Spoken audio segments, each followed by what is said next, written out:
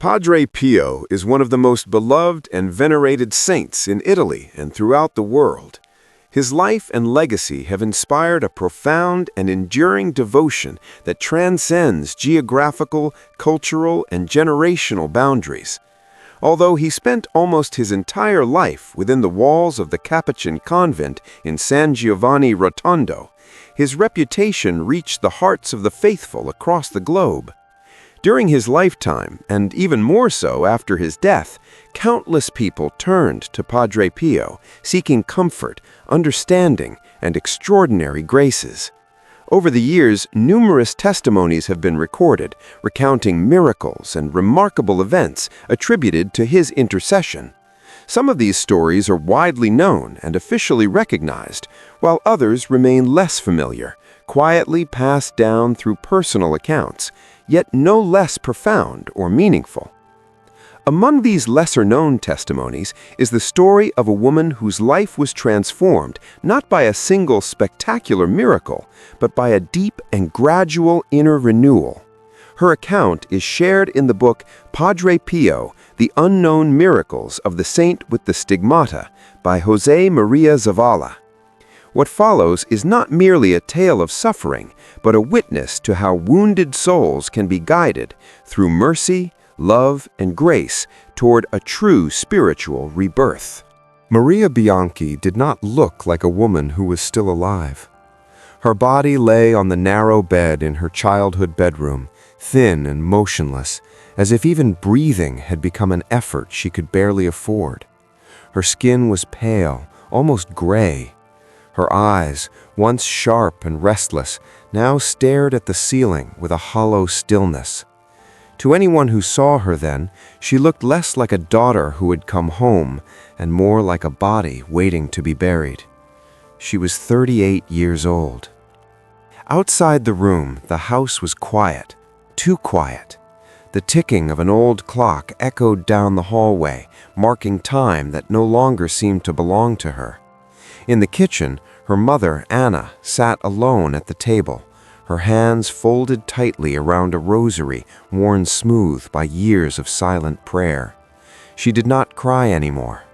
Tears required hope, and hope had become a fragile thing. Maria had returned to her parents' home after everything else had fallen apart: her marriage, her health, her will to keep going.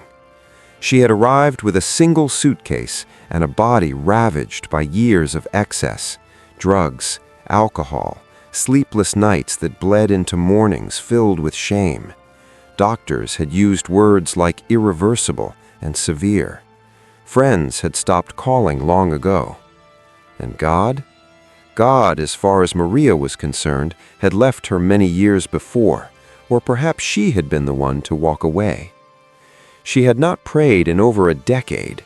The church, once a distant memory of childhood rituals, meant nothing to her now. Confession was a word she associated with fear, judgment, and things better left buried. If there was a God, she thought, he had already made his judgment clear. In the silence of that room, memories crept in uninvited. Choices made without thinking, doors closed forever, faces she tried not to remember. There were nights when Maria felt something close to terror, not of death, but of continuing to exist in this state of emptiness. She wasn't trying to die. She simply didn't care if she lived. Sometimes in the early hours before dawn, she sensed a weight pressing on her chest, not physical, but deeper, a heaviness of the soul. An unspoken question echoed inside her again and again. How did I become this person? Her mother believed Maria was sleeping. She did not know that in the darkness her daughter's eyes were open, nor did she know that someone was already moving quietly toward that broken room, not with thunder or visions, but with a patience Maria could not yet understand. This was not the end of her story. But standing on the edge of despair, Maria Bianchi had no way of knowing that her life, shattered, wasted, and nearly gone, was about to take a turn that would change everything. Long before Maria Bianchi became a woman broken by silence and regret, she had been a young woman convinced she understood life better than anyone else. In her early 20s, Maria radiated confidence. She was intelligent, attractive, and fiercely independent. She believed she had escaped the narrow world of her childhood, the rules, the prayers, the quiet expectations imposed by family and faith.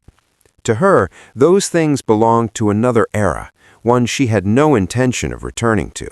The future, she believed, belonged to the bold. Maria wore her freedom like a badge of honor. She dismissed moral boundaries as outdated constraints designed to control the weak. Love, commitment, and responsibility felt like cages, and she refused to step inside them. What mattered was sensation, being desired, being admired, being free to choose without consequences. At least that was what she told herself. Her nights were filled with noise and movement. Parties blurred into early mornings. Glasses were refilled before they were emptied. Names were forgotten almost as quickly as they were learned. Relationships began with intensity and ended without explanation. Maria mistook attention for affection and excitement for meaning, convincing herself that she was living fully simply because she was never alone. But the truth was quieter and far more unsettling. Between one fleeting connection and the next, there were moments when Maria felt an unexpected emptiness settle in her chest. It was subtle at first, easy to ignore. She drowned it out with laughter, music, and new faces. If a relationship grew complicated or demanded something deeper, she walked away without hesitation. Detachment became her shield, vulnerability her greatest fear. She believed happiness was the absence of limits. The fewer rules she followed, the freer she felt. And the freer she felt, the more she convinced herself she was winning at life. Yet beneath the surface of confidence and control, something fragile was forming.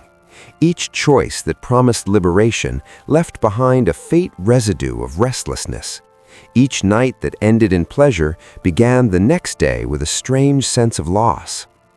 Maria did not yet recognize it as the early fracture of her soul, but it was there, growing quietly. She laughed at the idea of consequences. She dismissed guilt as weakness, and faith? Faith was for people who couldn't face reality on their own. Maria Bianchi had built her life on pride and illusion, certain that freedom alone could sustain her. She did not realize that the very beliefs she trusted most were slowly preparing the ground for a fall that would one day leave her with nothing to hold on to. There were 6 moments in Maria Bianchi's life that she never spoke about. Not to friends, not to lovers, not even to herself, at least not honestly. They existed in a sealed chamber of memory, locked away behind sarcasm, distractions, and the unspoken rule that some things were better forgotten. 6 pregnancies, 6 decisions, 6 endings. At the time, Maria told herself she was being practical. She repeated the words she had heard others use. Not ready, not the right moment, no future in this. Each choice was made quickly, efficiently, wrapped in the language of control. She refused to think of them as losses. Loss implied attachment, and attachment was dangerous. The first time, she felt relief more than anything else. Relief that her life would continue unchanged. Relief that no one would know. Relief that she could move on. But relief does not last forever.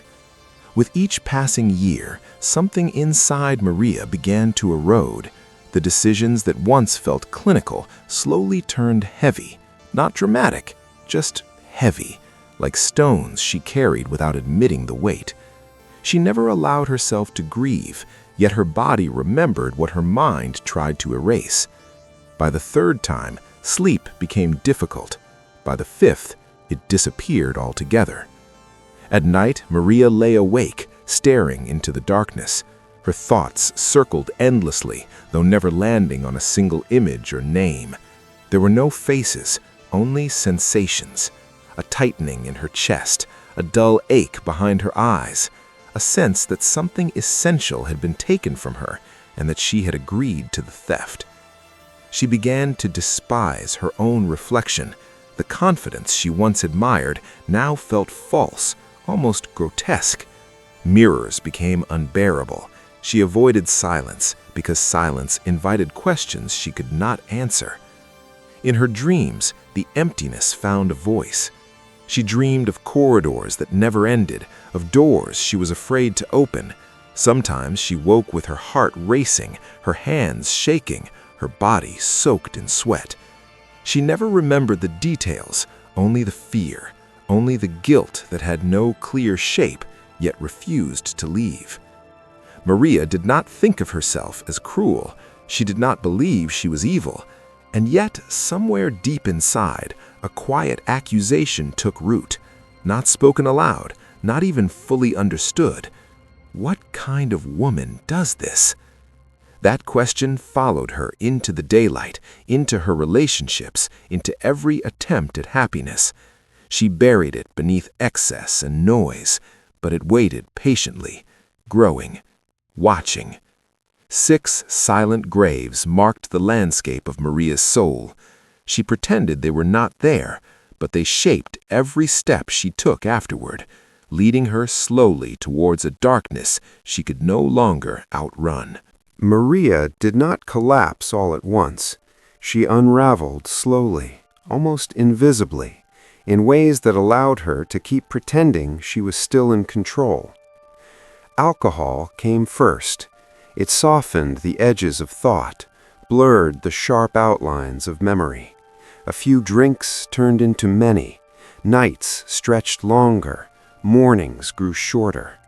When alcohol was no longer enough to quiet the noise inside her, drugs followed, not out of curiosity, but necessity. They offered escape, not happiness, just absence. For a while, it worked. Reality became something Maria could step away from at will. Pain dulled. Guilt retreated into the background.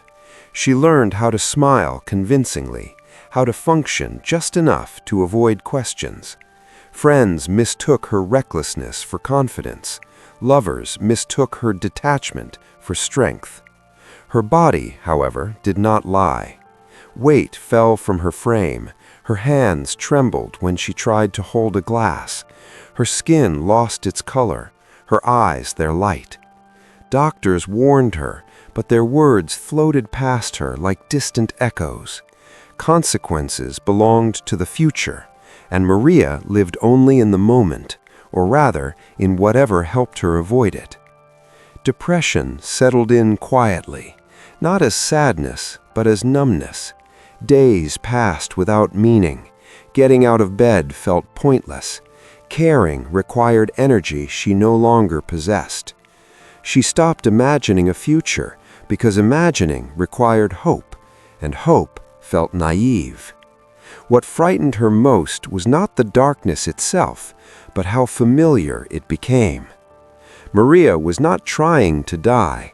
She never made plans, never wrote goodbye letters, but she also stopped protecting herself. She took risks without hesitation, ignored warning signs, crossed lines simply because they were there. If something happened, she told herself, it would not matter. That thought, cold, indifferent, merciless, became her quiet companion. It followed her through sleepless nights and fog-filled mornings, whispering the same message again and again. You are not worth saving. By the time her body began to fail and her mind to fracture, Maria Bianchi had already surrendered something far more important than her health. She had surrendered the belief that her life held any value at all.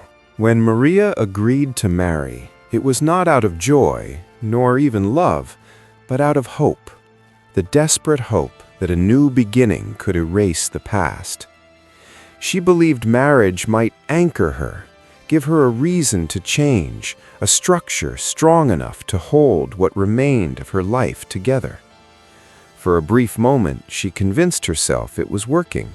There were routines, shared meals, conversations about the future. To the outside world, she appeared stable, even healed. But broken foundations cannot support new walls. The wounds Maria carried were too deep, too hidden, and too unresolved. She did not know how to trust, how to remain present, or how to receive love without fear. Silence returned to the house, heavy and resentful. Arguments replaced tenderness.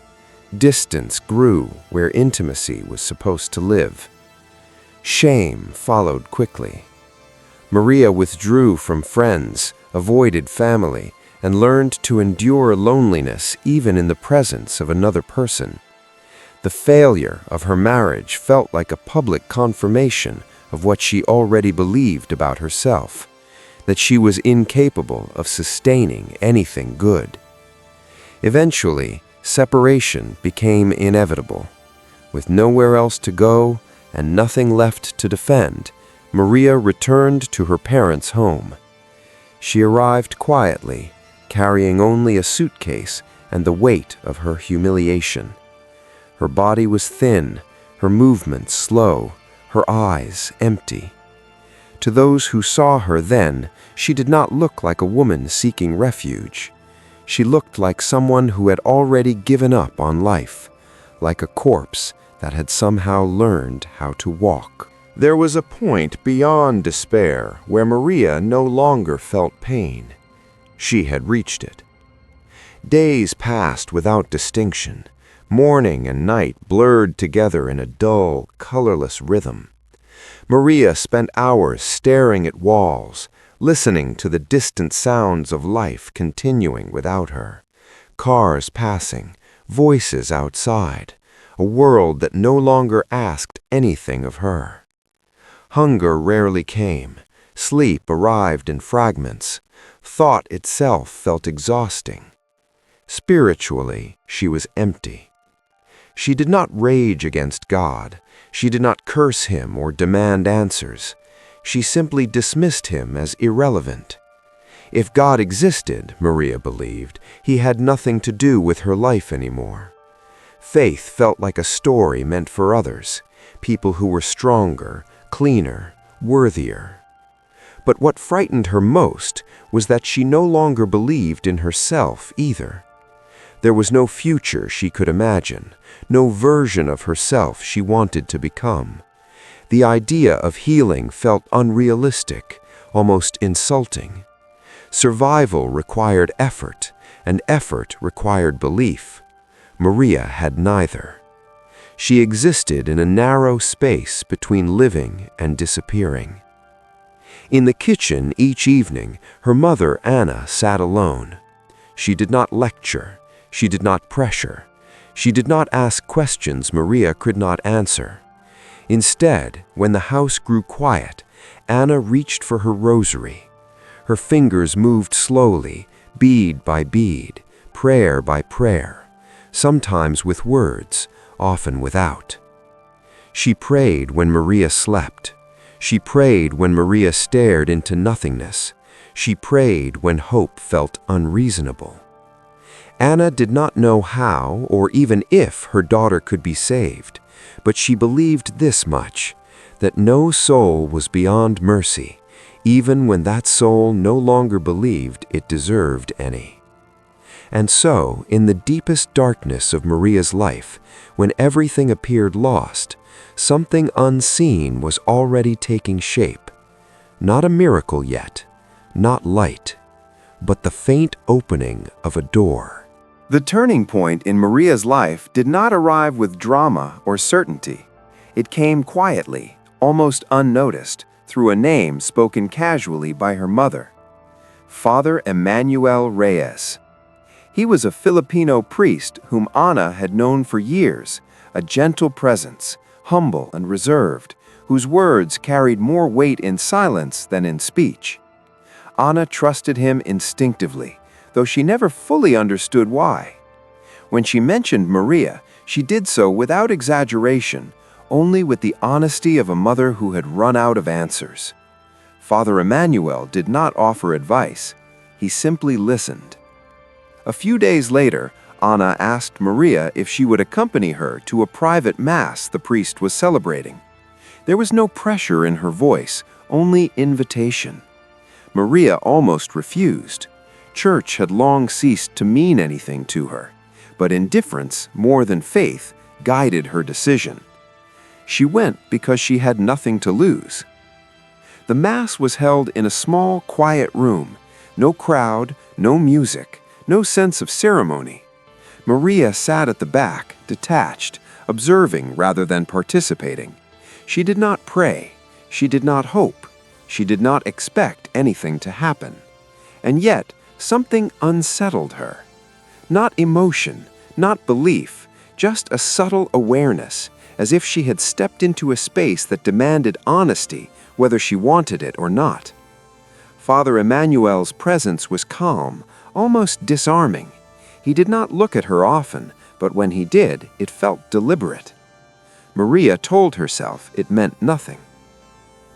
She could not have known that this ordinary decision, made without faith or expectation, had quietly placed her at the threshold of a moment that would alter the course of her life forever. The door had opened. She simply had not recognized it yet. Maria did not plan to go to confession.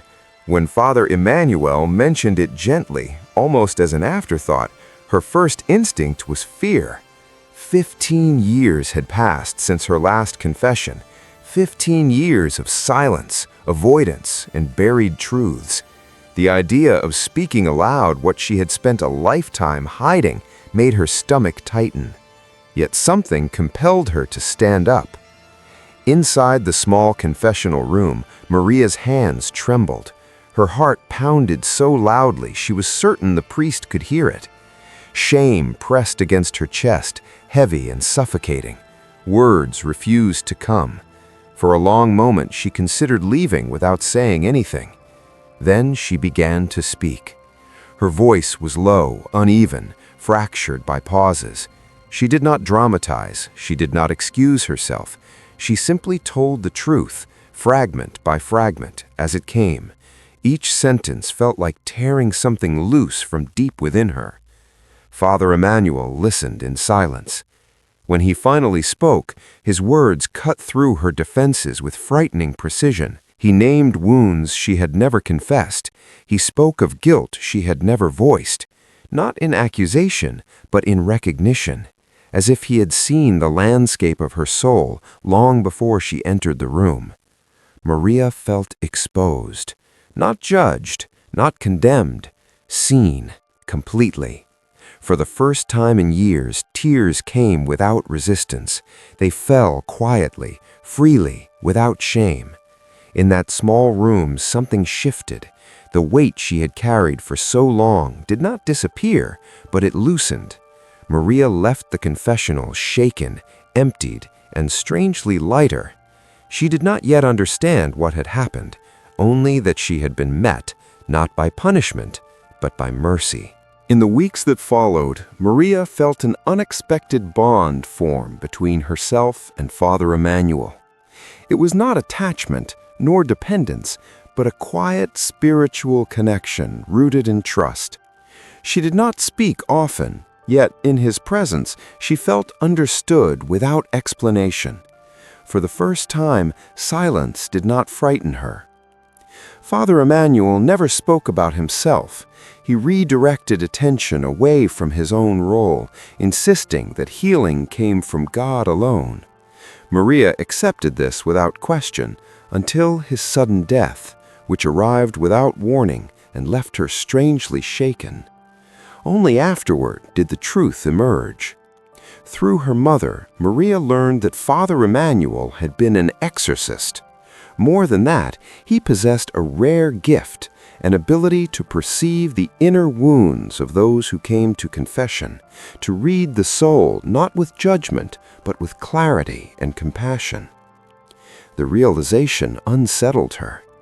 It was then that she heard another name for the first time, Padre Pio. Father Emmanuel, she was told, had held a deep devotion to the Capuchin friar. He often spoke of him as a guide for wounded souls, one who saw beyond words, beyond appearances. Maria did not yet understand why that name lingered in her heart, but something within her recognized it.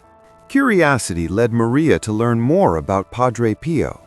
She read quietly, without expectation, about his suffering, his compassion, his ability to see into wounded souls.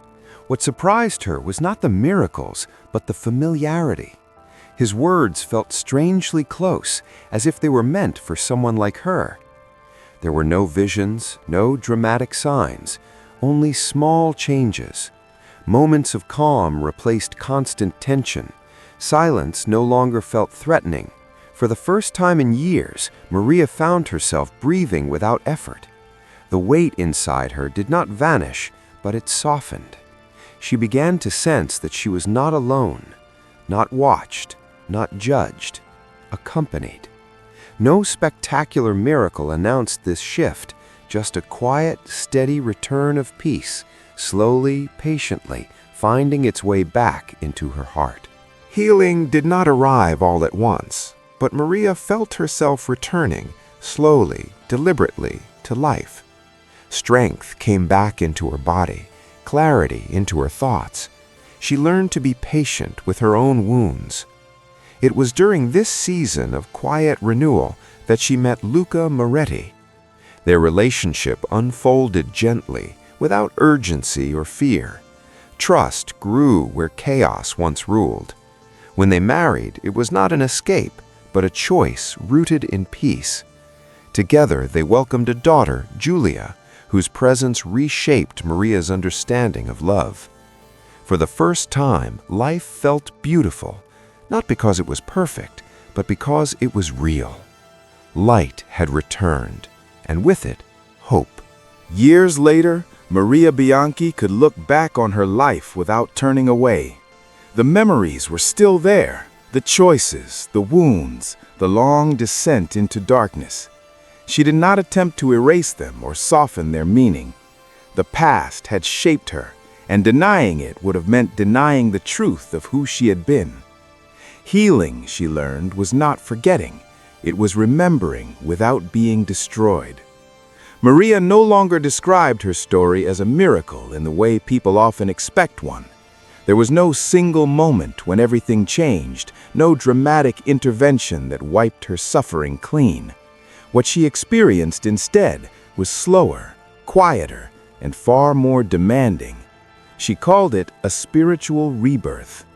It was a process marked by patience, humility, and mercy. Mercy she had once believed was meant for others, not for someone like her. Through prayer, reflection, and the steady rebuilding of her inner life, Maria came to understand that grace does not undo the past, it redeems it. Padre Pio, she believed, had never removed her pain or rewritten her history. He had done something far more profound. He had led her, gently and without force, back toward the mercy of God, toward a place where brokenness did not disqualify a soul, but became the very ground where compassion could take root. Maria's life was not perfect. There were still days of struggle, moments when old shadows returned, but they no longer defined her. She had learned to live without running, to face herself without hatred, and to accept love without fear. Her story was not one of magic. It was one of mercy. And in that mercy, Maria Bianchi discovered that no soul is ever truly lost, only waiting, sometimes for a very long time, to be found.